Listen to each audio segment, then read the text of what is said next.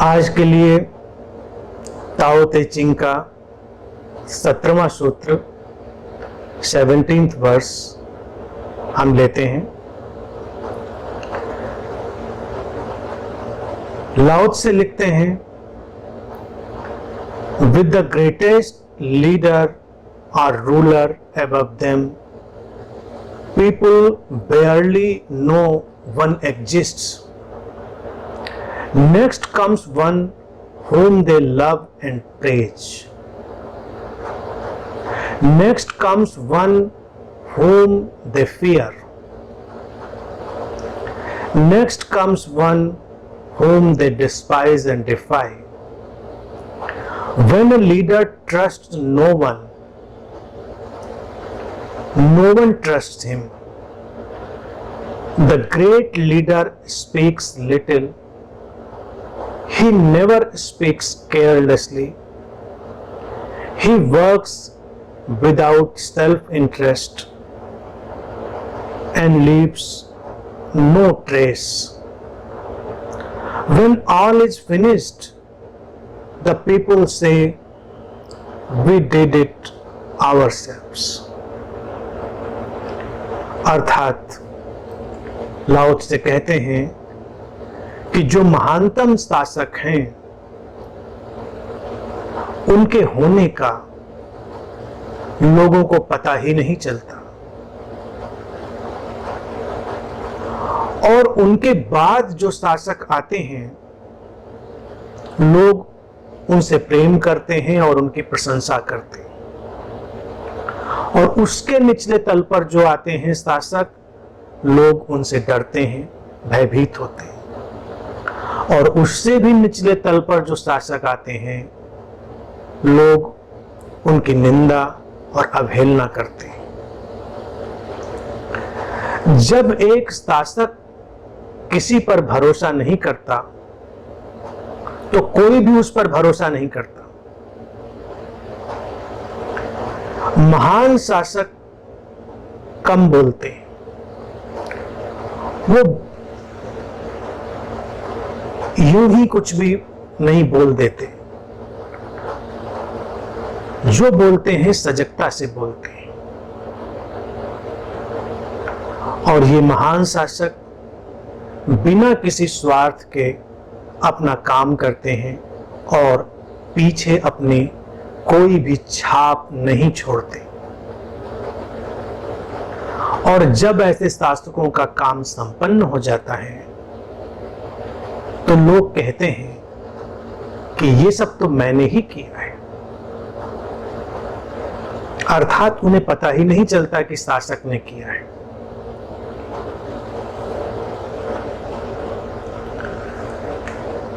ये सूत्र बहुत ही सुंदर है। शासक, रूलर, लीडर, शास्ता, ये जो शब्द उपयोग किया है लाओ त्से ने, ये अनेक तलों पर लागू होता है। शासक का अभिप्राय वो राजनेता ही नहीं जो किसी राष्ट्र की सत्ता पर बैठा है। हमारे जीवन में शासकों का एक लंबा फैलाव है।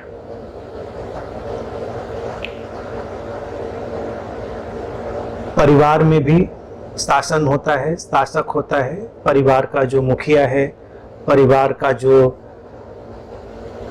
केंद्रीय व्यक्ति है, वो भी शासक है। जब हम प्रेम में होते हैं और हम किसी को स्वयं को आच्छादित कर लेने देना चाहते हैं या कर लेने देते हैं, तो प्रेम में भी जो हमें आच्छादित करने वाला, हमें घेर लेने वाला हो जाता है, वो भी शासक है।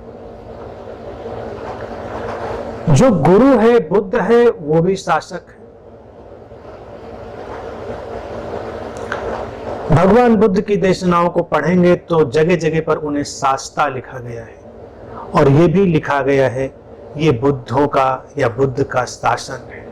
शास्ता ने ऐसा कहा। शास्ता का अर्थ भी होता है शासक, रूलर, लीडर।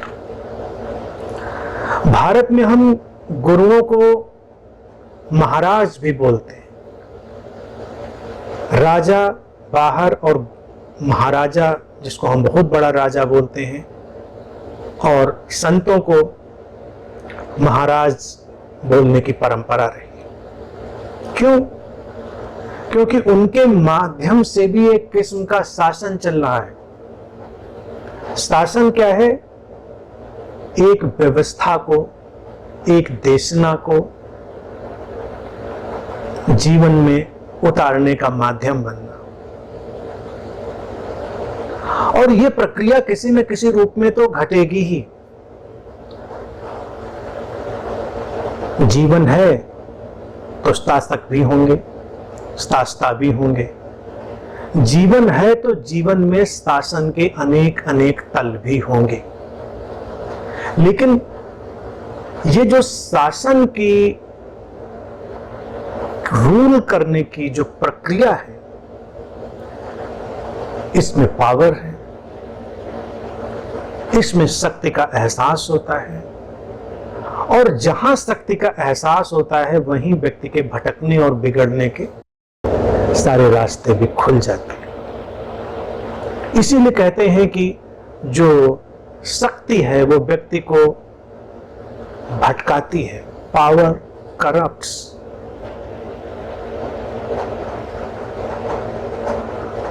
और इस शक्ति के चलते हुए हम आए दिन लोगों को भटकते हुए देखते हैं।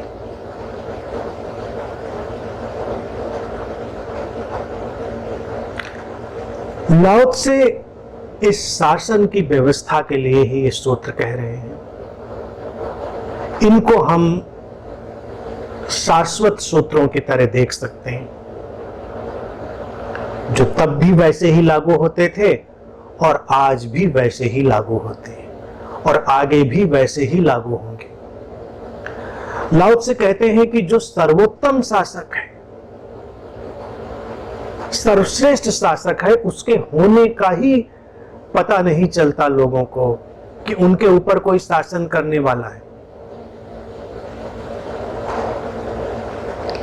सर्वाधिक खूबसूरत बात, जब कोई शासक इतनी स्पष्टता में होता है, जो हमारे जीवन को संचालित करने में सक्षम है और जिसको अपनी शक्तियों पर आस्था है, उसके होने का पता ही कैसे चल सकता है हमको? जैसे किसी को भी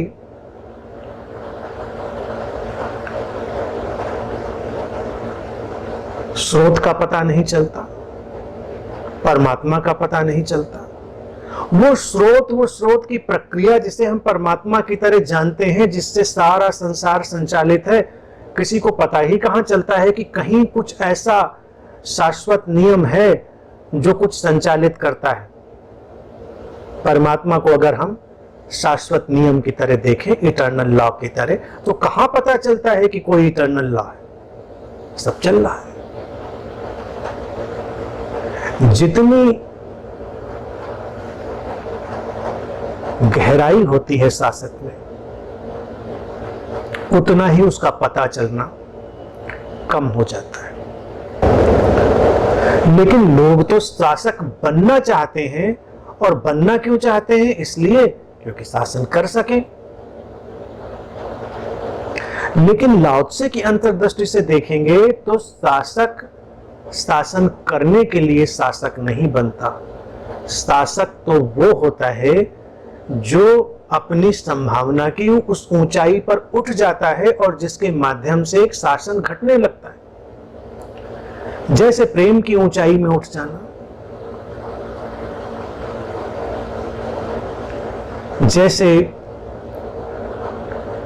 शांति की गहराई में उतर जाना। तुम प्रेम की ऊंचाई में उठ जाओ, अचानक तुमसे एक व्यवस्था निकलने लगती है, शासन आने लगता है। कभी देखो जीवन में प्रेम ना घटा हो किसी के, व्यक्ति आलसियों की तरह पड़ा है, ना अपना कमरा ठीक करता है, ना ठीक से कपड़े पहनता है, ना ठीक से बाल बनाता है, ना कुछ, भूत और भूतनी बना घूमता रहता है। और उसके जीवन में प्रेम की एक किरण घट जाए और फिर देखिए शासन कैसे उतरता है, कमरा ठीक होने लगता है, कपड़े धुलने लगते हैं, प्रेस होने लगते हैं, अच्छे कपड़े आने लगते हैं, सब बाल मेकअप सब ठीक हो जाता है, सारी व्यवस्था ठीक हो जाती है, अच्छे काम करने लगता है व्यक्ति, पढ़ने लिखने में मन नहीं लगता था तो पढ़ने लिखने लगता है, तमाम चीजें। शासन, प्रेम की घटना आई और एक किस्म का शासन आया। इसीलिए हम भारत में शासन के साथ ही एक शब्द और उपयोग करते हैं, अनुशासन। अनुशासन वो है जो हमारे अंदर से उपजता है। शासन बाहर से थोपा भी जा सकता है, अनुशासन भी थोपा जा सकता है, लेकिन वास्तविक अनुशासन व्यक्ति के भीतर से निकलता है। और तब जब वो शासक किसी व्यक्ति के रूप में हो, विचार के रूप में हो, सत्ता व्यवस्था के रूप में हो, किसी भी रूप में हो, जब हमारे जीवन में आता है तो अनेक अनेक किस्म का शासन आता है।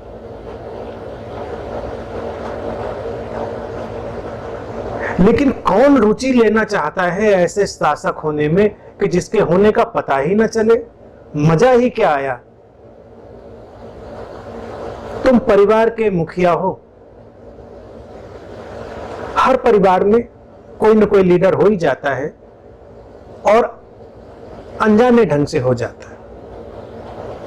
जिसके पास क्षमता है, निर्णय लेने की शक्ति है, सामर्थ्य है, वो सने सने स्वतः ही नेतृत्व की भूमिका में आ जाता है। अब परिवारों में जो व्यक्ति मुखिया की भूमिका है वो पूरे परिवार को सिर पे ना उठा ले, पूरे घर को सिर पे ना उठा ले, तो उसे चैन कहां आता। वो घर में घुसे तो सबको पता चलना चाहिए कि ये हैं। माता पिता भी तो शासक हैं बच्चों के लिए, शिक्षक भी तो शासक हैं, और गुरुओं का तो कहना क्या, गुरु भी शासक हैं। मैंने कहा ही जैसे कि बुद्ध को तो शास्ता बार बार कहा गया कि वो शास्ता है। लेकिन लोगों को आनंद कहां आता है, जब तक वो अपने होने की जो पहचान है वो ना कराती। तुम्हारे होने की पहचान ना आई तो तुम शासक कैसे हुए? शासक होने का कोई मजा नहीं आया। अब शासन सृजनात्मकता के लिए नहीं करता, शासक शासन करता है शासन का मजा लेने के लिए, कि लोगों को कंट्रोल करने के लिए, कंट्रोल किया जाए। इसीलिए जैसे कोई राजनेता भी ज्यादा शक्ति पा लेता है तो वो तानाशाह में बदलने लगता है, लोगों को नियंत्रित करने लगता है। संगठित धर्म भी एक किस्म के शासक हैं और शासकों की एक श्रृंखला पैदा करते हैं, वो भी लोगों को नियंत्रित करने की कोशिश करते हैं, पता चलता है उनका। और ऐसे लोगों ने तो उस अदृश्य, अरूप, निराकार परमात्मा को भी इतना विजिबल, इतना प्रत्यक्ष बनाने की कोशिश की है कि लोगों के अंदर उसको लेके भय व्याप्त कर दिया। संगठित धर्मों की अगर बात देखो तो उनका परमात्मा भी ऐसा है जो तुमको हर जगह से देख रहा है, घूर रहा है। तुमको किचन में चैन नहीं, परमात्मा देख रहा है कि तुम क्या खा रहे हो, क्या पी रहे हो। तुमको बाथरूम में चैन नहीं, परमात्मा देख रहा है कि तुम क्या कर रहे हो। परमात्मा नहीं हो गया, तुमको नियंत्रित करने का एक आर्टिफिशियल इंटेलिजेंस का सीसीटीवी हो गया।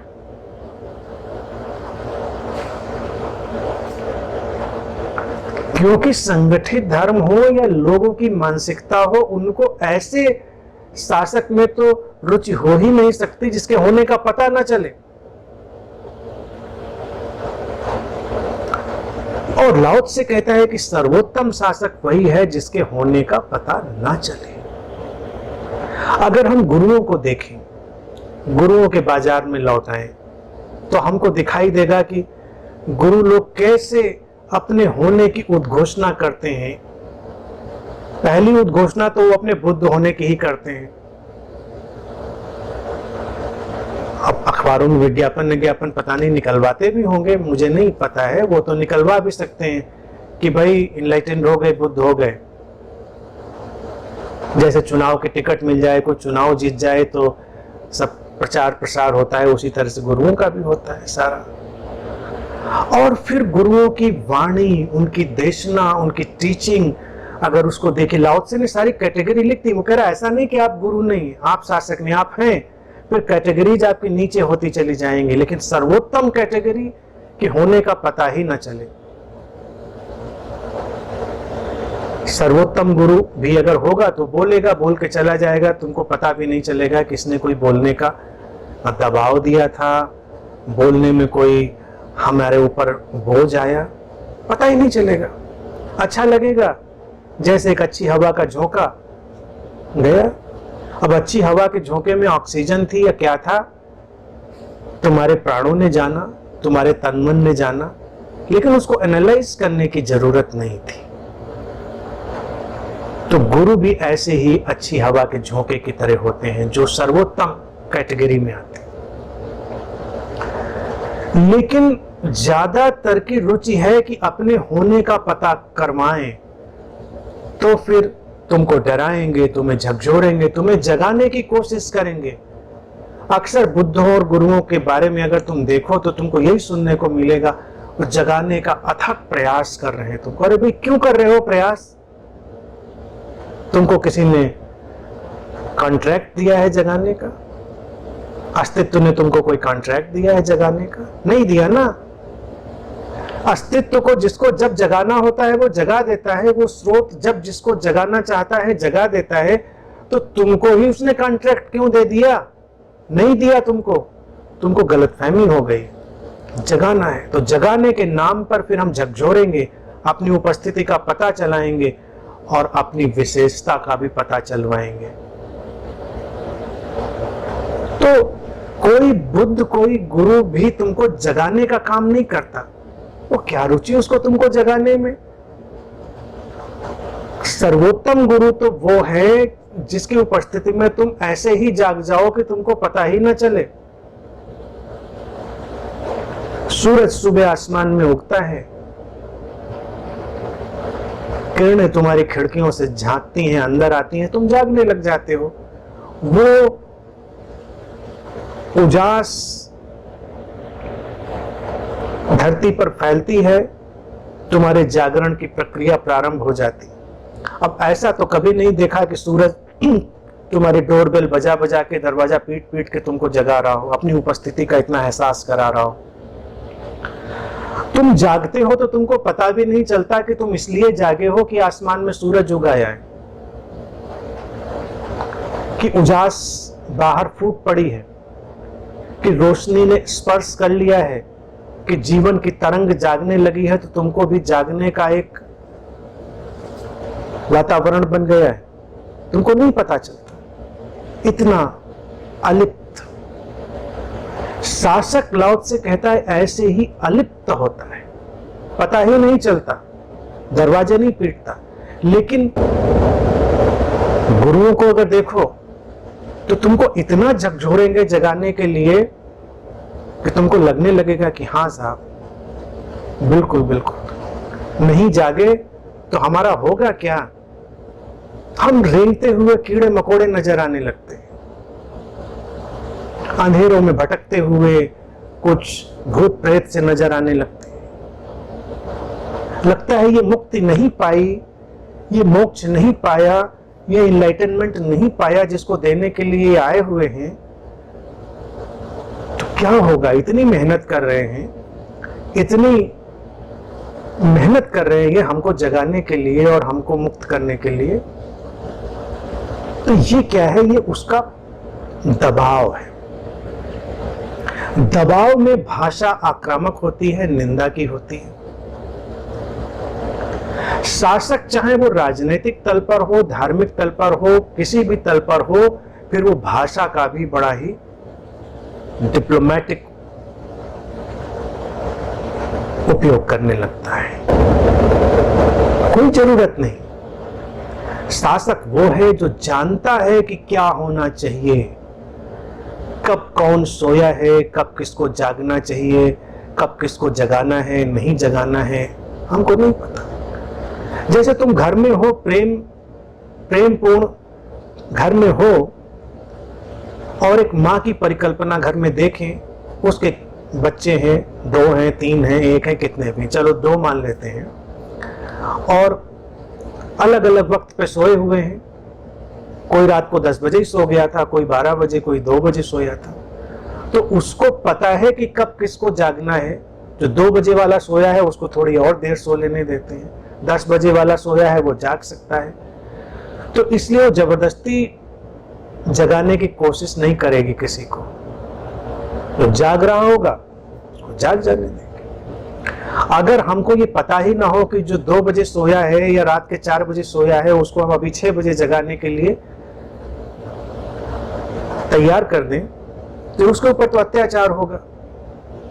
अत्याचार प्रतीत होता है जब हम अपने को जाहिर करने लगते हैं। शासक अपने को जाहिर नहीं करता क्योंकि उसको व्यवस्था की गहराई पता है, उसको पता है कब क्या कैसे होना चाहिए। इसीलिए सर्वश्रेष्ठ शासक तो प्रकृति है, सर्वश्रेष्ठ शासक तो ये स्रोत है, ये अस्तित्व है, ये विशुद्ध चैतन्य है जिसे हम अनेक अनेक नामों से पुकारते हैं। कब कहां कैसे क्या होना चाहिए उसको पता है। कोई गफलत नहीं, कोई बेहोशी नहीं और कोई दबाव नहीं, सब हो रहा है। नहीं पता चलता उस शासक का जो श्रेष्ठ है। अब तुम प्रेम पर लौटो, गुरुओं से हटकर तुम प्रेम की तरफ आओ। जो सर्वश्रेष्ठ प्रेमी होगा, प्रेमी शब्द में हमेशा लैला मजनू वाला ही प्रेम न समझे। प्रेम एक व्यापक घटना है। जब भी कोई किसी के प्रेम में होता है, प्रेम के अनगिनत अनंत तल हो सकते हैं। तो प्रेम जब भी श्रेष्ठतम होगा तो प्रेमी का पता नहीं चलेगा, उसकी उपस्थिति दबाव नहीं डालेगी, तुम पंजों के बल नहीं आ जाओगे। जब किसी की उपस्थिति में तुमको सतर्क होना पड़े, पंजों के बल आना पड़े, तो इसका मतलब वो सर्वश्रेष्ठ नहीं रह गया।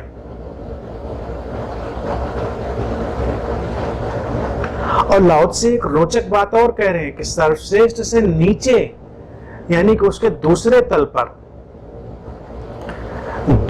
तल पर ही बात कह रहे हैं कि next comes one whom they love and praise।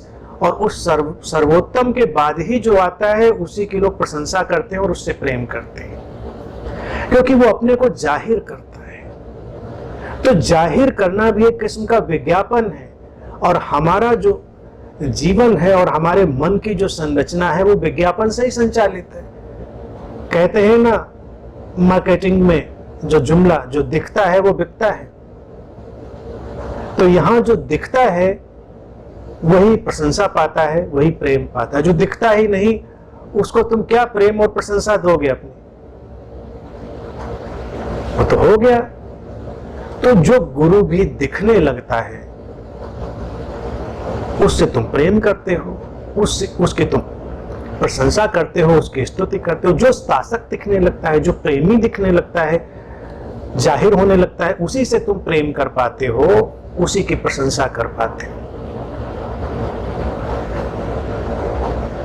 अब ये बड़ी रोचक बात है कि हमको लगता है कि प्रशंसा तो हमको उसकी करनी चाहिए जो सर्वोत्तम है, लेकिन हम प्रशंसा करते हैं उससे दोयम दर्जे की, जो उससे और निचले तल पर आ गया है, उसी की प्रशंसा करते हैं और उसी से प्रेम कर पाते हैं, क्योंकि वो हमारी पकड़ में आने लगता है।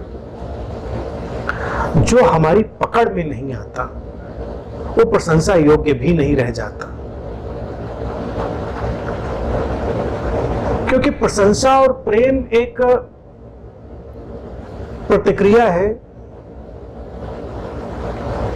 जो हम तभी कर पाते हैं जब हमारे सामने कोई स्पष्ट रूप से व्यक्ति हो, घटना हो, हमको कुछ दिखाई दे। तुम्हारी सहायता अगर छुपकर ही कर दी हो किसी ने तो तुम उसकी क्या प्रशंसा करोगे? तुम्हारी सहायता किसी ने करी हो और उसने जाहिर भी किया हो तो तुम उसको धन्यवाद भी बोलोगे, उसकी प्रशंसा भी करोगे कि बहुत बहुत अच्छा कि आपने मेरी सहायता करी। लेकिन किसी ने तुम्हारी कितनी भी सहायता कर दी हो और वो तुम्हारे सामने ही ना आया हो तो तुम कहां उसकी प्रशंसा कर पाओगे? अब सर्वोत्तम तो वही हुआ जिसने अपने को जाहिर नहीं किया। इसीलिए जब तुमको कोई अनन्यतम रूप से प्रेम करता है तो तुम्हारे जीवन में सब सुव्यवस्था कर देता है और तुमको पता ही नहीं चलता। तुमको पता नहीं चलता तो फिर तुम प्रशंसा भी क्यों करोगे उसकी? श्रेष्ठ माता पिता भी वही होते हैं जो अपनी संतानों के लिए सब कुछ ऐसे ही करते हैं कि करने का कोई प्रदर्शन नहीं होता।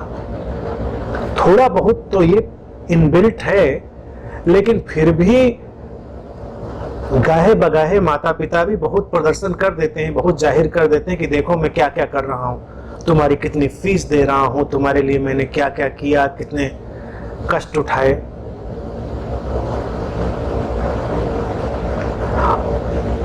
माएं भी जाहिर कर देती। अब अगर देखें, मां की दृष्टि से देखें, किसी ने तुमको अपने पेट में रखा, संभाला, तुम्हें जन्म देने का कष्ट उठाया, पीड़ा झेली, इसका तो प्रतिदान तुम कभी कर ही नहीं सकते। इस ऋण को चुकाने के लिए तुम्हारे पास तो कोई भी क्षमता ही नहीं है। लेकिन अगर मां भी इस बात को जाहिर करे कि मैंने तुम्हारे लिए इतने कष्ट उठाए तो फिर वो निचले दर्जे पर आ गई। नैसर्गिक रूप से तो वो घटना है, लेकिन जाहिर करने में प्रशंसा और प्रेम मिलता है। बच्चों को भी धीरे धीरे पता चल जाता है जब वो बड़े होते हैं कि हमारे माता पिता ने हमारे लिए क्या क्या किया, कितने कष्ट उठाए, तो वो उनके प्रति सम्मान से भरते हैं, प्रेम से भरते हैं जब वो खुद जान लेते हैं। लेकिन अगर वो नादान हो और ना जान पाए तो अक्सर बच्चे अपने माता पिता से प्रेम और प्रशंसा की बातें नहीं करेंगे। उसके लिए कोई उनको प्रेमी प्रेयसी चाहिए, कोई दोस्त चाहिए जो लगता है इसने बहुत कुछ किया हमारे लिए, देखो क्या क्या हमारी सहायता करी, और जिसने तुमको जीवन में लाने का काम किया, तुमको बड़ा करने का काम किया, तुम्हें वो दिखता ही नहीं क्योंकि उसने दिखाया नहीं। वो ईश्वरीय हो जाता है। सर्वोत्तम शासक उसके होने का पता न चले। सर्वोत्तम माता पिता भी वही है जिनके होने का पता ही न चले। तुमको पता ही न चले कि इनके होने का क्या मतलब था, आपके होने ना होने का कोई तो फर्क ही नहीं पड़ता था। लेकिन माता पिता तुम्हारे सिर पे सवार हो जाएं, आजकल देखिए, आजकल माता पिता आउट ऑफ लव ही उनको लगता है कि बहुत कर रहे हैं। छोटा सा बच्चा बेचारा स्कूल जा रहा है और स्कूल वालों ने भी इतनी किताबें कापियां बस्ते में भर दी हैं कि जितना बच्चे का वजन उतना ही वजन या उससे भी ज्यादा वजन का बस्ता उसका हो जाता है। तो अक्सर स्कूल छोड़ते हुए पेरेंट्स को देखो, अक्सर माएँ छोड़ने जा रही होती, वो भी एक लग्जरी है। बच्चे को स्कूल छोड़ने जाना मतलब एक सीन होता है। बच्चे के टिफिन, पानी की बोतल और उसका बस्ता माँ लादे हुए हैं, बच्चा आगे आगे जा रहा है, माँ पीछे पीछे जा रही है लेके छोड़ने। कितना लगता है, कितना काम कर रहे हैं भाई बच्चों के लिए, पता चलता है। होमवर्क कराने के लिए घुले जा रहे हैं, बच्चे को पढ़ाई करनी है तो माता पिता ही घर में ज्यादा तनाव में है। बच्चे को कोई प्रोजेक्ट करना है, माता पिता तनाव में है। उसको खाना खिलाना है, घर में पूरा वही अभियान चल रहा है। चुनाव के कैंपेन में उतनी मेहनत नहीं करनी पड़ती आजकल जितना बच्चों को खाना खिलाने के लिए कैंपेनिंग करनी पड़ती है। पूरा एक अभियान चल रहा है। अब लोगों से पूछो तो कहेंगे मोहब्बत है। यही तो मोहब्बत है। बच्चों के लिए हम इतना करते हैं, पहले के माँ बाप तो कुछ करते ही नहीं थे। अब ये दूसरे दर्जे के होने लगे माता पिता कि वो जाहिर हो रहे हैं, तो बच्चे को प्रारंभ से ही दिखने लग जाता है कि मेरे माता पिता तो कितना पेन ले रहे हैं मेरे लिए। लेकिन अगर वो सारी व्यवस्था बना दें, सारी सुविधाएं पैदा कर दें, सारा ऐसा ढंग पैदा कर दें कि उसको दिखे ना तो उसको कभी प्रशंसा करने का भाव भी नहीं आएगा। काहे की प्रशंसा करेगा? मैं अपनी तरफ ही देखता हूँ, होमवर्क कराने कोई आया नहीं, स्कूल छोड़ने कभी कोई गया नहीं, बस्ता किसी ने उठाया नहीं, खाना किसी ने पूछा नहीं। ऐसे भी होते थे माता पिता। लेकिन क्या वो प्रेम नहीं करते थे? क्या वो व्यवस्थाएं नहीं करते थे?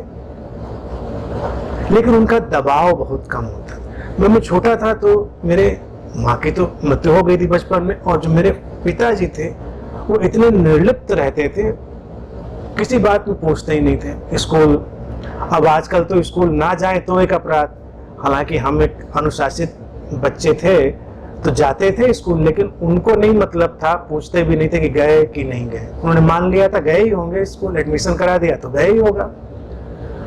अब रिजल्ट आता था तो आज जब मैं सोचता हूँ तो बड़ी हंसी भी आती है, और तब मुझे थोड़ा गुस्सा भी आता था।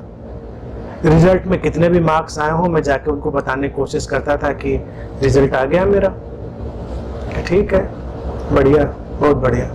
और मैं कहता था इतने मार्क्स आ गए, तो उसमें कोई प्रेज नहीं, कोई प्रशंसा नहीं, हाँ ठीक है ठीक है ठीक है, जाओ खाओ पियो पियो। बड़ा गुस्सा आता था। बताइए, मतलब हमने इतनी मेहनत से पढ़ाई करी, इतने मार्क्स लाए और इनको कोई मतलब ही नहीं।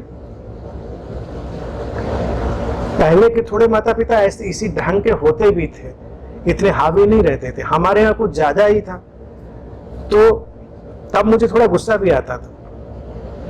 लेकिन आज मैं सोचता हूँ पीछे लौटकर तो मुझको हंसी भी आती है। मुझे लगता है कितना दबाव कम था, किसी चीज का दबाव ही नहीं था। 4 नंबर कम लाए तो दबाव नहीं, 4 नंबर ज्यादा लाए तो कोई दबाव नहीं, किसी चीज का कोई प्रेशर नहीं, कोई दबाव नहीं। शायद कोई दबाव नहीं था तो जीवन की धारा कहीं अलग दिशा में बहती चली गई, उन्होंने पूछा भी नहीं। इंक्रोचमेंट था ही नहीं। तो श्रेष्ठ माता पिता भी वही होंगे जो अपने बच्चों के जीवन में इंक्रोचमेंट करते ही नहीं। पढ़ो भाई, पढ़ाई करो, तुम्हारा एडमिशन करा दिया, पढ़ो, किताबें तुम्हारी, बस्ता अपना उठाओ ले जाओ। लेकिन हम प्रेम को भी पहले दूसरे दर्जे पे ले आते हैं, सर्वोत्तम नहीं बनाते हैं। सर्वोत्तम में तो पता नहीं चलता। सर्वोत्तम हमेशा ईश्वरीय हो जाता है, दिव्य हो जाता है। जब भी सर्वोत्तम व्यक्ति तुम्हारे आसपास होगा, उसका कोई दबाव नहीं होगा तुम्हारे ऊपर, और तुम बहुत सहज होगे। इसीलिए बुद्ध को शास्ता क्यों कहा? मुझे पूरा यकीन है कि जब वो रहे होंगे, या कोई भी बुद्ध अगर सचमुच में हो, तो वो जब होता है तो तुम्हारे ऊपर कोई दबाव नहीं होता, तुम सहज हो, और सहज ही जागरण तुम्हारे भीतर प्रवेश करता है। अगर कोई गुरु, कोई बुद्ध आए और तुम चौकन्ने होने लगो, पंजों के बल खड़े होने लगो, और तुमको लगे कि अब पता नहीं अब क्या होगा, अब कौन सी बेहोशी मेरी पकड़ी जाएगी, अब कौन सी अज्ञानता पर चोट होगी, अब मेरे किस जगह पर कील ठोकी जाएगी। सारे गुरु लोग यही काम कर रहे हैं, और ये अपने आप अधिकार ले लेते हैं कि हमारा तो काम ही है तुम्हारा अहंकार तोड़ना। तो बनाने का काम तो तुम्हारा नहीं था, बनाया उसी स्रोत ने, मिटाना उसी स्रोत का काम। तुम बीच में मीडिएटर कहां से आ गए? मीडिएटर की भूमिका में तुम नीचे उतरोगे। लेकिन फिर ऐसे लोग प्रशंसा और प्रेम भी पाते हैं कि देखो भाई, बहुत अच्छा किया, बहुत अच्छा किया। अब लाओ त्से कहता है कि जो उससे नीचे है उनकी व्यक्ति प्रशंसा और कर रहा है, प्रेम कर रहा है उनसे, क्योंकि वो उनकी पकड़ में आने लगा है, उनकी भाषा परिभाषा की उनकी सीमा में कैद हो रहा है। अब ये शासन का गिरता हुआ तल, और इसको तुम राजनीति में लगाओ, धर्म में लगाओ, कहीं भी लगाओ, प्रेम में लगाओ, परिवार में लगाओ, एक ही बात है। और उसके बाद लाओ त्से कहता है कि उसके बाद जो आते हैं उनसे लोग भय करते हैं, और उनसे भी बाद में जो आते हैं उनकी निंदा और अवहेलना करते हैं। अब प्रेम और प्रशंसा के बाद भय, भय भी व्यापक है। परिवारों में भय व्याप्त है, आश्रमों में भय व्याप्त है, और प्रेमी प्रेयसी का तो भय ही क्या, तुम देखो उनका भय। दो लोग प्रेम में हो जाएं तो प्रशंसा और प्रेम तो एक तरफ, एक दूसरे से भय भी बहुत ज्यादा होता है। तो लोग घरों में तमाम अच्छे काम इसलिए नहीं करते कि वो बहुत प्रेम में थे या बहुत संवेदनशीलता में थे, वो इतने भयभीत थे, डरे हुए थे। दूसरा क्या कहेगा, दूसरा क्या सोचेगा, दूसरा इस पर कैसे प्रतिक्रिया करेगा, वो किस बात पे नाराज होगा, वो किस बात पे चिल्लाएगा, वो कभी ये कहेगा कभी वो कहेगा, और हम हैरान होते रहते हैं, हम परेशान होते हैं और हम भयभीत होकर बहुत कुछ करते हैं और उस भय में कई बार अच्छा करते हैं, कई बार बुरा करते हैं। राजनेता भी ऐसा आ जाए जो लोगों में भय व्याप्त करे, यानी कि जब लोग और व्यवस्था इतनी बिगड़ चुकी हो तो ही ये पुलिस प्रशासन, ये कोर्ट, ये सारी चीजें, ये भय का वातावरण पैदा होता है, शासन नीचे गिरता जा रहा है। और शासक को हम यहाँ पर अलग ना करें शासित से। लाओ त्से के परिदृश्य में भी अगर समझे तो ये एक इंटीग्रेटेड फ्लो है। जैसे जी कृष्णमूर्ति कहते हैं कि ऑब्जर्वर ही ऑब्जर्व्ड है, दृष्टा ही दृश्य है। तो शासित और शासक, रूलर और रूल्ड, इन दोनों में ऐसा विभाजन ना करें कि रूलर तो बिल्कुल ही अलग है और रूल्ड यानी जो शासित है वो बिल्कुल अलग है। जो शासक है वो शासित का ही फैलाव है। इसीलिए अक्सर समाज जैसा होता है वैसे ही राजनेता पैदा होने लगते हैं, समाज जैसा होता है वैसे ही गुरु पैदा होने लगते हैं, समाज जैसा होता है वैसे परिवार बनते हैं, संबंधों के तल वही आते हैं। ये एक इंटीग्रेटेड फ्लो है, ये एक इकट्ठा प्रवाह है, अलग ना करें उसको। समाज जब भय पर जीने लगता है, भय पर खड़ा होने लगता है, तो शासक भी वो आते हैं जो भयभीत करने वाले होते हैं, व्यवस्थाएं भी वो आती हैं जो भयभीत करने वाली होती हैं, क्योंकि भय के बिना काम नहीं चलेगा। फिर तुलसीदास जी आ जाते हैं बीच में, भय बिन होय न प्रीति। वो प्रीति ही क्या जिसमें भय आ जाए, लेकिन है एक बहुतायत में व्यवस्था ऐसी है कि भय आएगा तभी लोग थोड़े से विनम्र होते हैं, तभी कुछ लोग प्रेम पूर्ण होते हैं। तो ये व्यवस्थाएं भी यूं ही तो नहीं आ गई हैं, यानी कि वो श्रेष्ठतम की आकांक्षा अगर व्यक्ति के भीतर से विदा हो गई है तो निकृष्टतम आता जाएगा, निकृष्टतम तल आते जाएंगे। तो जो बाकी समूह है वो अपने को इस बात से बरी नहीं कर सकता, इस बात से अपने को मुक्त नहीं कर सकता कि भाई ये तो गलती शासकों की है। जैसे आज के वक्त में भी देखें, अगर हम एक राष्ट्र के तौर पे भी देखें तो हम राजनेता को दोष देंगे लेकिन समाज को दोष नहीं देंगे। अरे समाज ऐसा था तभी तो राजनेता वैसा पैदा हुआ।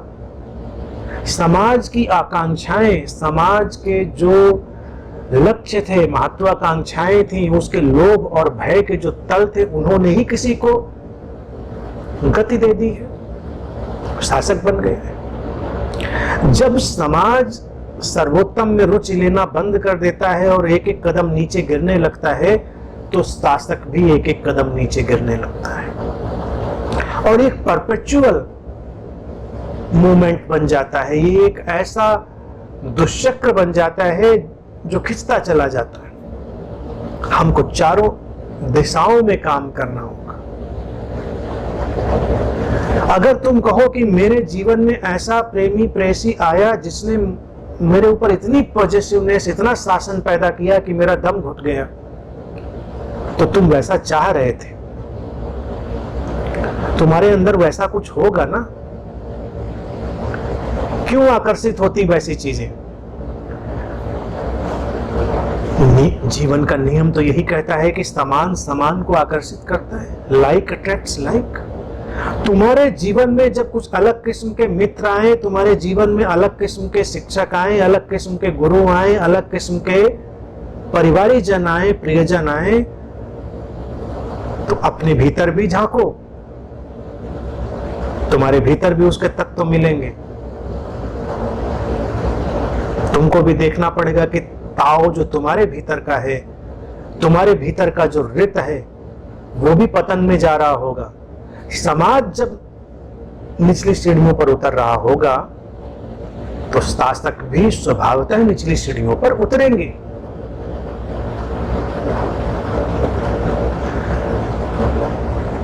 दूसरा जो डाउनफॉल था वहां तक तो बहुत कोई परेशानी नहीं है, ठीक है, जाहिर कर लिया तो कोई बड़ी बात नहीं कर ली। लेकिन फिर भय, अब तुम देखो कि धर्म जिनको हम कहते हैं उन धर्मों को भी खींचकर हम कहां ले आए, भय पर खड़ा कर दिया उनको।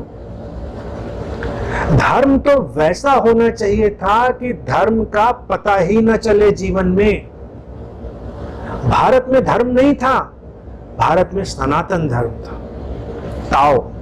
ताओ का अर्थ है सनातन धर्म, इसलिए भारत में कोई किताब नहीं, भारत में कोई ऐसा पैगंबर, ऐसा मसीहा, ऐसा कोई लीडर नहीं, तुम निकाल के लाओ, कोई नहीं मिलेगा। हैं संत हैं, अवतार हैं, गुरु हैं, बड़ी लंबी श्रृंखला है, लेकिन ऐसा कोई लीडर नहीं है जो किसी के सिर के ऊपर बैठ जाए और कहे कि नहीं, ये 10 कमांडमेंट्स है, ये किताब में लिखा है, ये अंतिम बात है, तुमको ऐसे ही जीना पड़ेगा। तो भारत में हमने ऐसा शब्द आविष्कार नहीं किया, ईश्वर से भय करो, गॉड फियरिंग। ये उन संगठित धर्मों से आया जो और निचले तल पर उतर गए थे। भाषा में समाया है, ईश्वर से डरो, खुदा से डरो, गॉड से फियर करो। क्यों डरोगे? डर की जरूरत क्या है? और डर आएगा तो डर में डर का जो जुड़वा भाई है लोभ, वो भी आएगा। लाओ त्से ने कहा कि जनता उनसे भय करने लगती है, शासित भय करने लगते हैं, वो और निचले तल पर। जब इधर से भय करेंगे तो उधर से जो शासक है वो लोभ देगा। इसीलिए राजनेताओं में मैनिफेस्टो आएंगे, तुम्हें लुभाने वाली योजनाएं आएंगी और तुमको वोट पाने के लिए लोभ के तमाम काम होंगे। पैकेजेस तो विकास के लिए, तुम्हारे लिए नोट आएंगे, खाने के पैकेट आएंगे, शाम की दवाई आएगी। शाम की दवाई जानते हैं ना, हमारे यूपी में एक नेता थे, वो शाम की दवाई भी बांटते थे। शराब, चुनाव आए तो देखो यही सब बढ़ता है।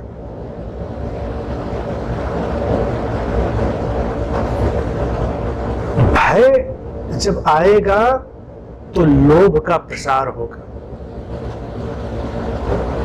लोभ और भय का फिर चक्र घूमेगा।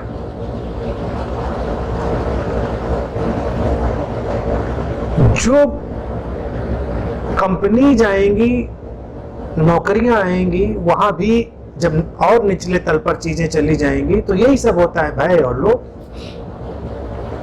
तुम्हारे लिए एक लोभ पैदा किया जाएगा कि तुम ये करोगे तुमको इंसेंटिव मिलेगा, नहीं करोगे तुमको नौकरी से निकाल देंगे।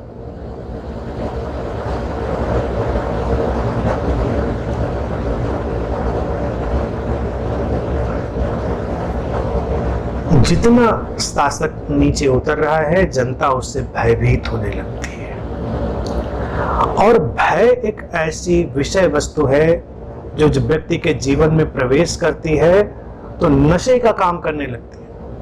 Fear is a kind of drug, उसमें रुचि है। सांडों के पीछे भाग रहे लोग, हाथ पैर टूट जाएं, अपाहिज हो जाएं, लेकिन नहीं है, क्योंकि वो जो भय आता है, उनके अंदर थ्रिल आता है, वो उनका एड्रेनालिन हाई करता है, उनका जो डोपामाइन लेवल है वो बढ़ाता है, उनका जो सुख पैदा करने के रसायन है, हार्मोन है, उनको सक्रिय करता है। भय अपने में बड़ी ही विचित्र चीज है। हॉरर मूवीज क्यों इतनी पॉपुलर होती हैं, क्यों चलती, थ्रिलर मूवीज क्यों चलती हैं? व्यक्ति जब डरता है, भयभीत होता है तो मजा आता है। इसीलिए भय पर जो शासन व्यवस्था उतर आती है वो चलती है, बहुत चलती है। ऐसा ना समझे कि जब तल निचला हो गया तो वो चलेगी नहीं, वो तो बहुत चलेगी।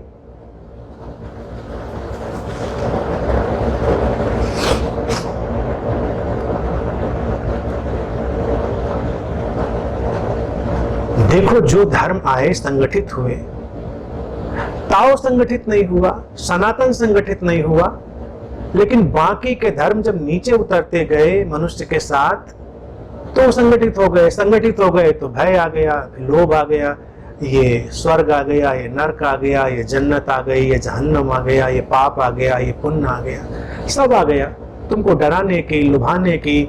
अप्सराएं, हूरें और कयामत और पता नहीं क्या क्या आ गया। धर्मों को अगर देखो तो लगता है कि ये पता नहीं कोई मैनुअल है, भय और लोभ का, ग्रीड और फियर का मैनुअल है या कुछ और है। उनकी तो जरूरत नहीं है, लेकिन वो चलते हैं क्योंकि लोगों को उसमें फिर नशे का अनुभव होने लगता है। भय एक बहुत ही घातक नशा है। जो शासक शासित लोगों में अपना भय पैदा कर देता है, लोग उसके पीछे चलने लग जाते हैं। मनोवृत्ति है लोगों की, मनोवृत्ति है, क्योंकि वो उसके व्याख्याएं, उसके इंटरप्रिटेशन अलग अलग किस्म की होती हैं और वो उसके आदिम समय से उभरती चली आई हैं।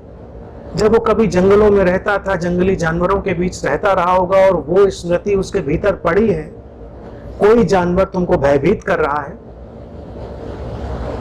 तुम भाग रहे हो, तो प्रतिक्रिया में तो तुमको यही समझ में आता था कि अगर तुम भी उसको भयभीत कर सको तो तुम विजयी हुए। और पुराने कबीलों में वही व्यक्ति शासक हो जाता था जो आसपास के जानवरों को अपने बल से, अपने कौशल से भयभीत करने की ज्यादा क्षमता रखता था। लोग लगता था इसके पास उपाय है। और फिर जिसको भयभीत करने का एक तरीका मिल गया, वो एक जगह रुकेगा नहीं, फिर वो तुम्हें भी भयभीत करेगा। हमारे परिवारों में वो भय व्याप्त है। क्या भय व्याप्त है?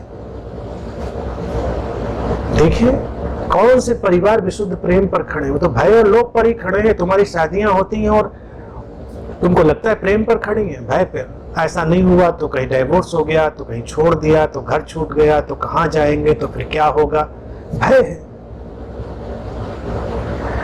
लोग भय के कारण साथ साथ ज्यादा बने रहते हैं, इसलिए नहीं कि उनके आपस में बहुत प्रेम है, भय है कहीं पृष्ठभूमि में कि ये सब ठीक ठीक नहीं रहा तो फिर क्या होगा।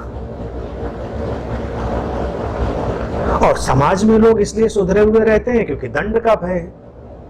तो समाज जब और निचले तल पर आया तो वो दंड का प्राविधान करके लोगों को नियंत्रित करने की कोशिश करते हैं। लेकिन लोग तो इसमें निचले तल पर आ रहे हैं ना।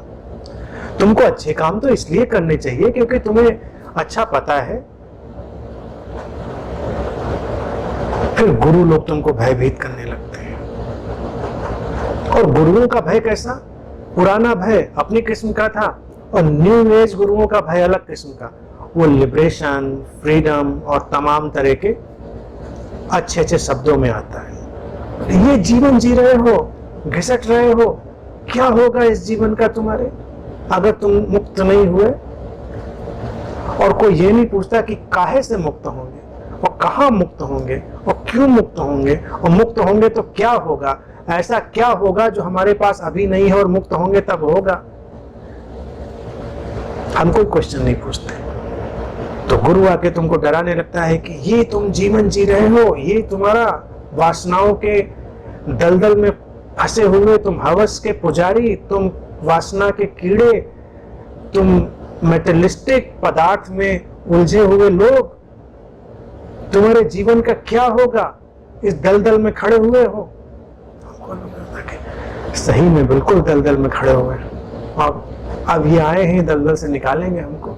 और तुमको पता है दलदल से जितना निकलने की कोशिश करो उतना ही दलदल में आदमी घुस जाता है। और कोई तुमको दलदल से निकालने की कोशिश करे तो तुमको और दलदल में घुसा देता है। ये तुम दलदल के बारे में जानते हो। दलदल में हो, थोड़ी शांति रखो, थोड़ी देर में निकल आओगे अपने आप। लेकिन इतना भय व्याप्त कर दिया जाता है कि जीवन तो अकारत जा रहा है। एक बंदर तुम्हारे घर में घुस आया हो, तुम्हारा फ्रिज खोल के तुम्हारा एक फ्रिज में रखा हुआ सेब उठा ले जाए, तुम्हारा आम उठा ले जाए, अब बंदर को तो वही खाना है, अब बैठ के तुम्हारे छज्जे पे खा रहा है।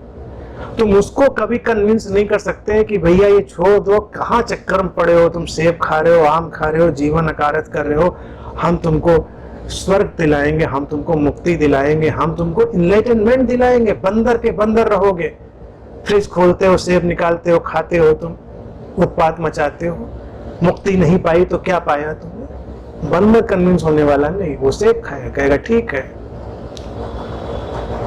पहली बात तो बंदर से संवाद नहीं हो पाएगा, लेकिन अगर संवाद हो पाए तो बंदर यही कहेगा कि ठीक है महाराज जी, हमको नहीं चाहिए, हम तो ये जो निकाल रहे हैं पहले इसको खा लें।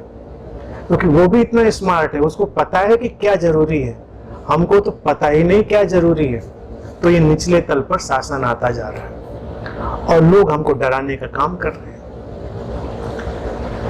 भय। और फिर कहता है लाओ त्से, जब और नीचे उतर जाता है शासक तो लोग उसकी निंदा और अवहेलना करने लगते हैं। निंदा और अवहेलना भय और लोभ का ही एक बाई प्रोडक्ट है। जब तुम भय के नशे से बाहर आते हो, लोभ के नशे से बाहर आते हो, तो तुम निंदा ही करते हो। जैसे एक तंद्रा टूटती है, जैसे नशा टूटता है तो तुमको नशे का दुष्प्रभाव पता चलता है, लेकिन एडिक्ट हो चुके हो तो तुमको फिर चाहिए होता है। अगर तुम्हारे जीवन में शासन आया है भय के कारण, तो जिस व्यवस्था, जिस स्रोत से वो भय आया है या जिस स्रोत से वो लोभ आया है, एक कदम पे तो तुम प्रशंसा और प्रेम में उसके होगे और दूसरे ही कदम पे तुम फिर निंदा और अवहेलना में होगे। तुम प्रेमियों के जगत में देखो, जब आपस में प्रेम उनका होता है तो महाकाव्य लिख डाले एक दूसरे को लेकर, शेर गजले पता नहीं क्या क्या लिख डाले। अक्सर प्रेमी लोग गीत गजल कविताएं लिखने में बड़े उस्ताद होते हैं और फिर उनकी सेपरेशन हो जाए, झगड़ा हो जाए, तो फिर वो तारकोल से तस्वीर बनाते हैं उसकी, जो पहले वो सितारे ढूंढ ढूंढ के तस्वीर बना रहे होते हैं, आसमान के सितारे लाकर, और फिर वो जब जो तारकोल बह रहा होता है काला गाढ़ा बदबूदार, उससे फिर तस्वीर बनाते हैं। अक्सर लोग कहते हैं जो फैमिली कोर्ट्स हैं, डाइवोर्स के केसेस वहां चलते हैं, वहां जाकर देखो कैसा कैसा आरोप प्रत्यारोप एक दूसरे के ऊपर लग रहा होता है। निंदा, अवहेलना, उपेक्षा, घृणा, क्योंकि तुमको वो नहीं चाहिए था जो तुम्हारे पास आया। वो आया था किसी भय के कारण, वो आया था तुम्हारे किसी लोभ के कारण। लोभ तो हमेशा सार्थक होता नहीं। जब लोभ और भय सार्थक नहीं है तो तुम कब तक उसमें ठहरोगे? तो शासक, चाहे वो राजनेता हो, चाहे धर्मगुरु हो, चाहे माता पिता हो, चाहे प्रेमी हो, चाहे शिक्षक हो, अगला कदम फिर उसकी निंदा और उपेक्षा का ही होगा, उसकी अवहेलना का ही होगा। तो समाज फिर उसमें संलग्न हो जाता है। शासकों की ये कोटियां नीचे उतरती चली जाती हैं। जब तुम निंदा में, अवहेलना में किसी के उतर रहे हो तो हमेशा देखना है कि उसने कभी न कभी तुम्हारे जीवन को प्रभावित किया होता है। जिसने तुम्हारे जीवन को प्रभावित नहीं किया है, तुम उसकी निंदा भी क्यों करोगे, उसकी तुम अवहेलना और उपेक्षा भी क्यों करोगे?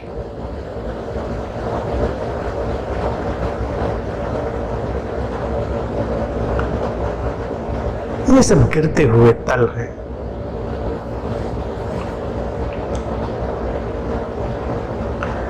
आगे लाओ त्से लिखते हैं कि जब एक शासक किसी का भरोसा नहीं करता तो कोई भी उसका भरोसा नहीं करता, और एक शासक बहुत कम बोलता है और कभी भी गैर सजगता से नहीं बोलता।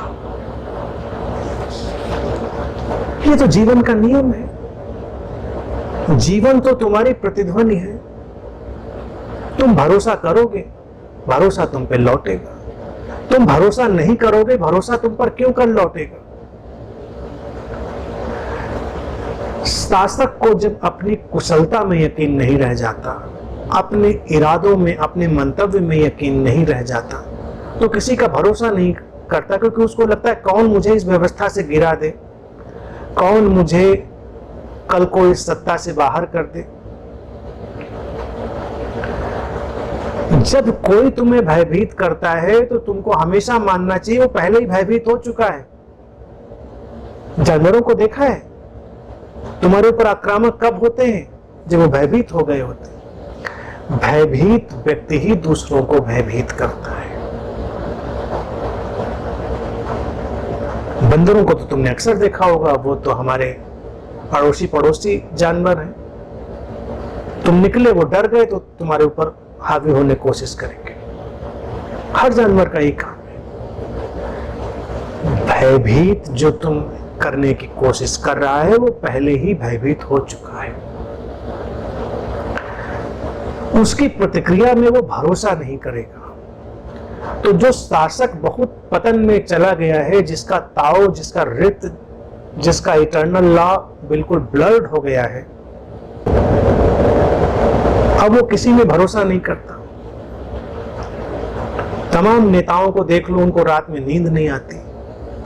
इसलिए नहीं आती कौन कब कल उनके नीचे से कुर्सी खींच ले।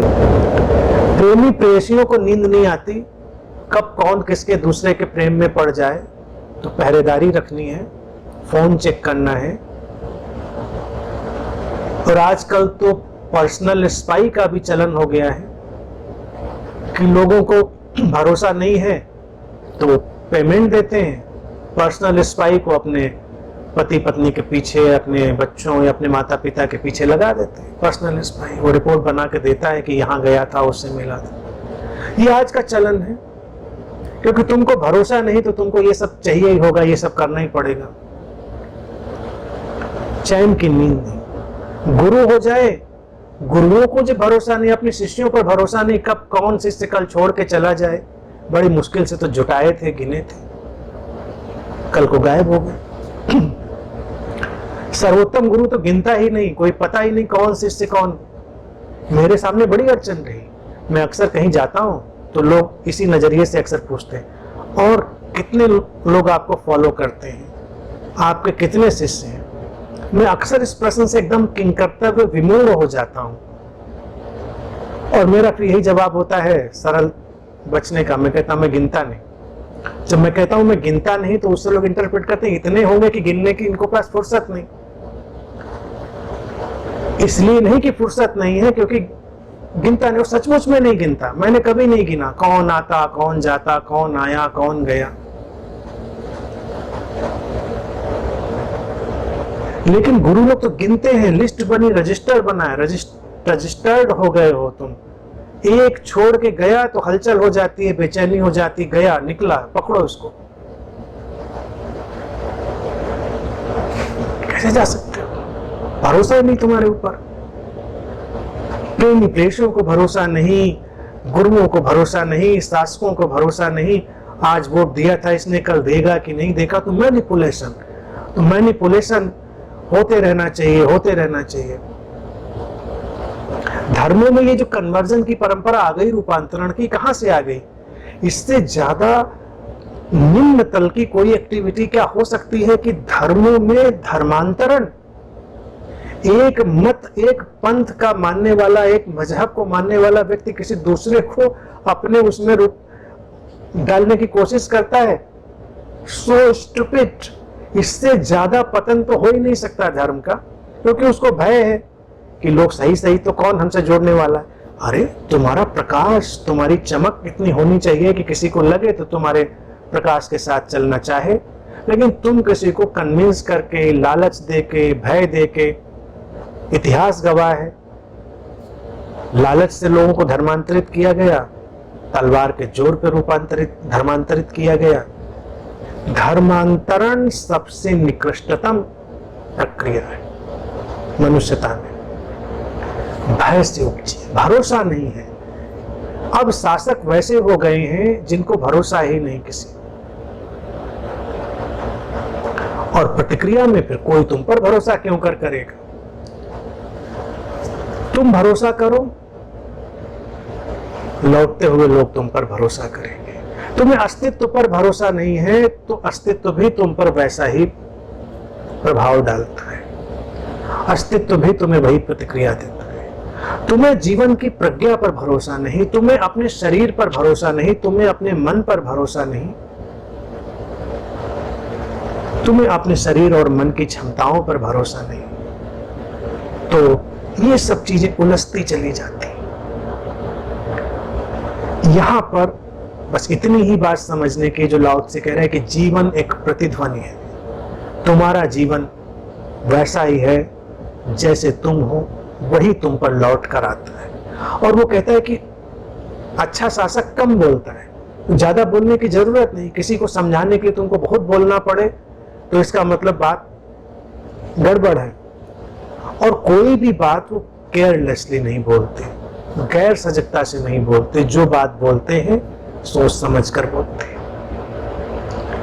आज के राजनेताओं को देखिए, वक्तव्य देते हैं फिर बाद में कहते हैं नहीं मेरा कहने का मतलब ये नहीं था। वक्तव्यों को फिर बदला जाता है, तोड़ा मरोड़ा जाता है, बहुत कुछ किया जाता है। और आजकल का डिजिटल टेक्नोलॉजी का एज है कि सब कुछ रिकॉर्ड हो जाता है। तो पहले के वक्त में तो मुकरना बड़ा आसान होता था, आजकल तो मुकरना भी बड़ा मुश्किल होता है क्योंकि आपने कहा और वो रिकॉर्ड हो चुका।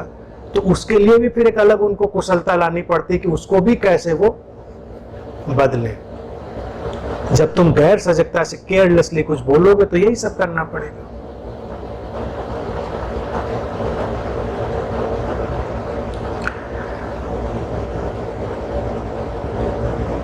जो महान शासक है वो निस्वार्थ काम करता है और अपनी छाप पीछे नहीं छोड़ता। निस्वार्थ का अर्थ है कि तुम्हें दूसरों के प्रति करुणा हो, मंगल कामना हो, कोई भी व्यवस्था हो। शिक्षक तुम्हें शिक्षा दे इसलिए नहीं क्योंकि उसको तनख्वाह मिलती है,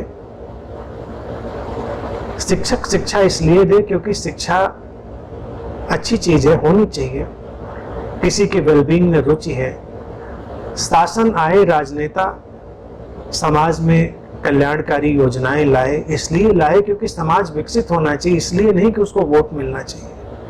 अच्छा शासक वो है जो कल्याणकारी योजनाएं ले आए, भले ही लोग उसको समझ ना पाए, निस्वार्थ, और अपनी छाप पीछे ना डाले। नेताओं के यहां देखो, उनका सारा जोर किस बात पर है? अपनी मूर्तियां लगवाने पे, छाप पीछे छोड़ना है। ये थे जो शासन करके गए थे। और वो बीमारी तो सारे लोगों को है।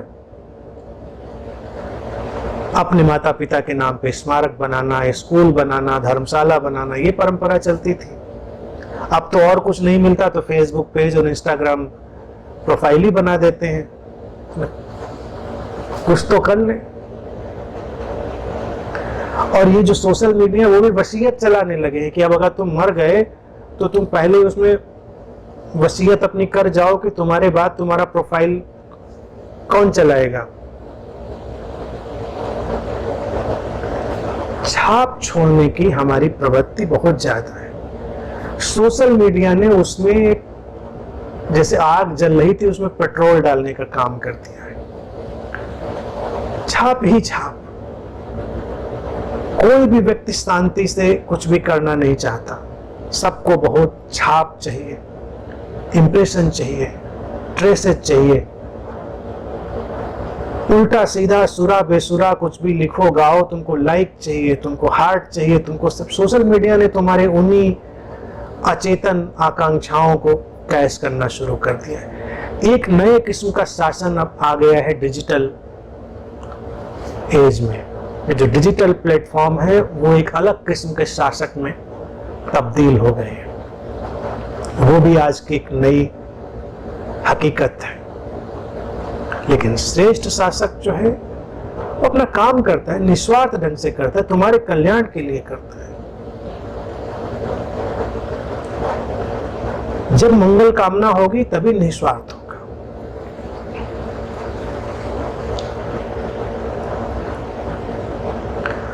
और अंत में लाओ त्से कहते हैं कि श्रेष्ठतम शासक जब अपना काम संपन्न कर देता है तो लोग अक्सर यही कहते हैं कि ये तो मैंने किया है। ये सर्वाधिक महत्वपूर्ण बात है, बहुत ध्यान देने योग्य बात है। श्रेष्ठ शासक वही है जो तुमको सहायता दे लेकिन तुमको अपने पैरों पर चलना सिखाए दे। तो अपने पैरों पे चलो, तो अपने पैरों पे चलकर तुम्हें अपने पैरों पे चलने का ही एहसास होता है। तुम ये नहीं कहते कि मैं किसी के उधार के पैरों से चल रहा हूं। शासक श्रेष्ठ जब व्यवस्थाएं योजनाएं तुम्हारे जीवन में लाए, तुम्हें आगे बढ़ाए समाज के तौर पर, व्यवस्था के तौर पर, तब भी लोगों को ऐसा ही एहसास हो कि ये हमारे परिश्रम का फल था, ये हमने किया था। श्रेष्ठ माता पिता भी वही हैं कि जब उनकी संतानें कुछ करें तो उनको यही लगे कि मैंने किया।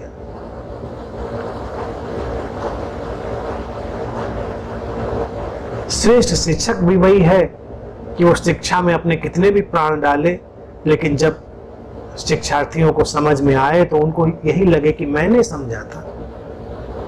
लेकिन किसी के समझाने के बिना कई बार समझना मुश्किल हो सकता है, लेकिन कुशलता यही है कि तुमको लगे ये तो सामान्य सी बात थी, ये तो मैं कर ही सकता था। श्रेष्ठ गुरु वही है जब तुम्हारे भीतर रूपांतरण आए तो तुमको ये बिल्कुल न लगे कि ये मेरे गुरु ने किया है।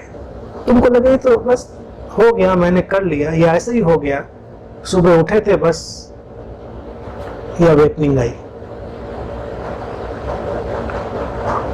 लेकिन आजकल तो गुरु बाट जो हो रहे होते हैं बैठे, किसी से कब SMS करेगा, कब बताएगा कि गुरु जी आपकी अपार कृपा है कि आपके अथक प्रयासों से मैं जागृत हो गया। वो सुनने के लिए वो बैठा है। वो भी बताए कि देखो मैंने इतने शिष्यों पर काम किया और इतने इतने लोगों को मैंने जगाया, रजिस्टर देख लो हमारा, हम तो बहुत जबरदस्त काम कर रहे थे और इतने लोगों को जगा के माने। उसको भी क्रेडिट चाहिए, तुमको भी क्रेडिट देने का मन करता है। लेकिन श्रेष्ठ गुरु, श्रेष्ठ शासक, श्रेष्ठ शिक्षक जब अपना काम पूरा कर देता है तो तुमको पता ही नहीं चलता कि उसने कुछ किया है। तुमको यही लगेगा कि मैंने किया, और यही प्रेम का अनन्यतम रूप है। और जब पलटकर जब कोई देखता है कि उस व्यवस्था के बिना ये नहीं हो सकता था, तभी भक्ति का जन्म होता है।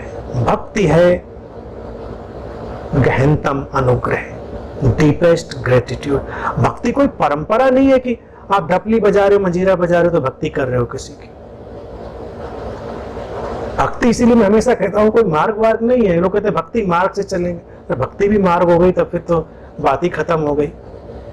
भक्ति वो घटना है जब तुम अस्तित्व की तरफ पलटकर देखते हो और विस्मय विमुग्ध रह जाते हो कि इतनी सहायता, इतना मार्गदर्शन, इतना हमें संभाला गया, हमने तो कभी सोचा ही नहीं था। और तुम एक विस्मित भाव से भरते हो, तुम्हारे आंसू झरते हैं, तुम्हारा हृदय उल्लसित होता है और तुम अहोभाव से आपूरित होते हो। तो जो भाव दशा होती है वो भक्ति है। अस्तित्व के प्रति, तुम्हारे प्रेमियों के प्रति, गुरु के प्रति, व्यवस्था के प्रति, शासक के प्रति, कहीं भी ये घटना घटती, लेकिन तुम चल अपने पैरों पर रहे हो तो पहले तुमको यही पता चलता है। तो सफलता यही है कि जब तुम चल जाओ अपने पैरों पर और तुमको एहसास भी ना हो कि इन पैरों को चलने के लिए किन किन व्यवस्थाओं और किन किन शक्तियों की आवश्यकता थी। जो सब मिला था, फेवरेबल वातावरण मिला था। शासक की तरह से अगर देखें आप, समाज में ऐसी नीतियां आई, ऐसी योजनाएं आई, ऐसी व्यवस्था थे, कानून सब ऐसे थे कि लोग जो करना चाह रहे थे आसानी से कर पा रहे थे। बहुत अड़ंगे नहीं थे, अड़चने नहीं थी, लोगों को लग रहा था हम अपने आप कर रहे थे। लेकिन व्यवस्था तो किसी ने बनाई थी ना। तुमने गाड़ी निकाली, सड़क पर चलते चले गए, तुमको लगा अरे वाह हम तो ड्राइव करते हुए देखिए इस हिल स्टेशन पर आ गए, पता ही नहीं चला कितनी बढ़िया ड्राइविंग हमने करी। लेकिन तुमने ड्राइविंग करी अच्छी, इसके पहले किसी ने अच्छी सड़क बनाई थी, इसीलिए तो तुमने उस सड़क पर ड्राइविंग करी। और जितनी अच्छी सड़क बनी होती उतना तुमको ड्राइविंग करने का भी पता नहीं चलता है कि तुमको ड्राइविंग करने में भी बड़ा प्रयास करना पड़ रहा है। तो उतनी अच्छी सड़क बनाने का प्रयास तो शासन कर चुका होता है ना। ऐसे ही सारी व्यवस्थाएं हैं। जब गहनतम प्रेम से बहुत कुछ किया जाता है जीवन में, तो व्यक्ति को हमेशा लगता है कि मैंने ही किया है, दूसरे ने कुछ किया नहीं। ऐसा नहीं कि वो सोचता है कि दूसरे ने नहीं किया, लेकिन उसको लगता है मैंने ही किया। तुम घर में काम कर रहे थे और किसी ने भोजन तैयार करके रख दिया था, तुम आए, तुमने निकाला, खाया, बड़े प्रसन्न हुए। तुमको लगा कि देखो मैं कितना काम कर लिया, खा लिया, लेकिन उसके पहले किसी ने उसको तैयार कर दिया था, तो तुमको खाने में सुविधा हुई, आसानी हुई, तुमको पता भी नहीं चला। श्रेष्ठतम शासन यही है कि जब व्यवस्थाएं घट जाती हैं तो जो रूल्ड है, जो शासित है, जिसकी तरफ वो शासन बहा है, उसको यही एहसास होता है कि ये तो मैंने किया। मैं तुमको इतनी बातें बोल रहा हूं, समझा रहा हूं, तो इसमें श्रेष्ठता क्या है? श्रेष्ठता यही है कि सब सुनने के बाद तुमको लगे कि हाँ हाँ सब समझा, सब मैंने समझ लिया।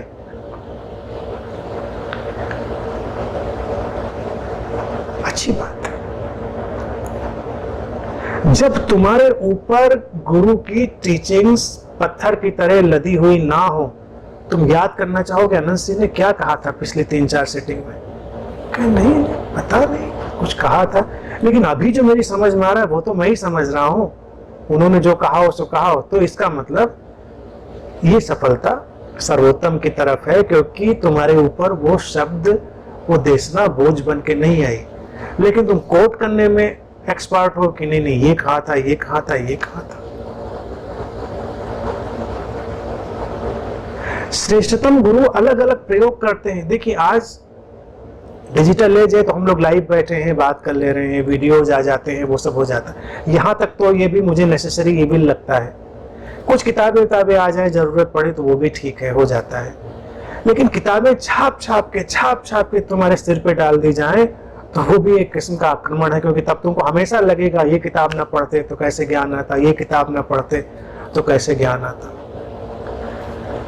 2600 साल पहले बुद्ध ने प्रयोग किया। उन्होंने कहा कि मेरी टीचिंग को लिपिबद्ध ना किया जाए किसी भी रूप में, क्योंकि वो चाहते थे कि लोग जीवंत देशना के साथ चले, और इसीलिए वो बड़े क्षमता से ये बात कह पाए, अपना प्रकाश स्वयं बनो, अपदीपो भव। लेकिन जब बुद्ध की शिक्षाएं छप जाती हैं, किताबों में आ जाती हैं, तुम्हारे ऊपर बोझ की तरह बैठ जाती हैं। तुमको लगता है कि ये ना पढ़ते तो कैसे ज्ञान आता। और जब तुम जीवंत प्रवाह में होते हो तो तुमको लगता है कि अरे ये तो मैंने अपने आप समझा। तुम नदी में तैरने जाते हो तो तुमको नदी का जो प्रवाह और नदी के जल का तुम्हें संभालने का जो सारा ढंग है वो कभी पता चलता है? तुमको लगता मैं तैर गया। तुम तैर इसलिए गए क्योंकि नदी के जल में तुमको ऊपर फेंकने का एक व्यवस्था का ढांचा बना हुआ था, इसीलिए तुम तैर गए। नदी तुम्हारे तैरने के अनुकूल थी, लेकिन तुमको एहसास यही आया कि मैं तैरा। तुमको कभी ये नहीं लगा कि नदी ने तुम्हारी कोई सहायता की तैरने में, उस जल ने कोई सहायता की तैरने में? सचमुच में तो तुमने कुछ नहीं किया। इसीलिए भारत में हमेशा नदियों को मां की तरह पूजनीय माना गया, क्योंकि नदियां तुमको जीवन भी देती थी, तुमको संभालती भी थी, और तुमको पता भी नहीं चलता था कि ये कुछ संभाल रही है, तुमको सहेज रही है। तो जब व्यवस्थाएं, शासन ऐसे ही सहेजते और संभालते हैं कि तुमको पता ही नहीं चलता उनके होने का, और तुमको हमेशा लगता है कि मैंने ही किया, कर लिया मैंने, तैर लिया मैं, उड़ लिया मैं, तो यही श्रेष्ठतम शासन की सफलता है। आज के लिए इतनी।